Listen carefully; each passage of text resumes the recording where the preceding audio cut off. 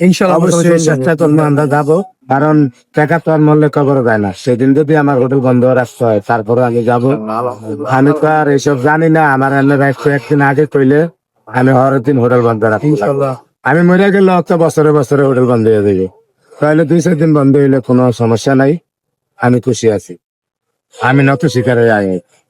তাহলে আর মনে করি আবেগ আছে, আবেগ জাগাইতে পারে না। আবেগ জাগাইলে হেডা 5-10 বছর পরে হইলো ফুটিয়ে। তো ভাইয়ের মন ভালো আছিল, আদি ভাইয়ের মন বড় ছিল। উনি কোনো চিন্তা ভাবনা না করে আমার মতো ঠাস ঠুস কথা কইয়া লাইতো, দেশের জন্য কাজ করছে। ফ্রি মাইন্ডের লোক, মন মানসে গেতে অন্যরকম। আলহামদুলিল্লাহ, ওনার জন্য আমরা খুব দোয়া করি। আপনারা সবাই দোয়া করবেন।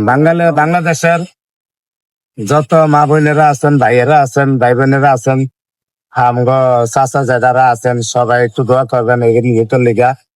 হয়তো আপনারা গ্রামে থাকেন, হারেন না কার কইতে, হারেন না একটা লাঠি উঠাইতে। ওনার মতো মানুষ দুই আর কইতে পারছে বা আমগরে দেখাইতে পারছে, এটাই আমরা দেবো।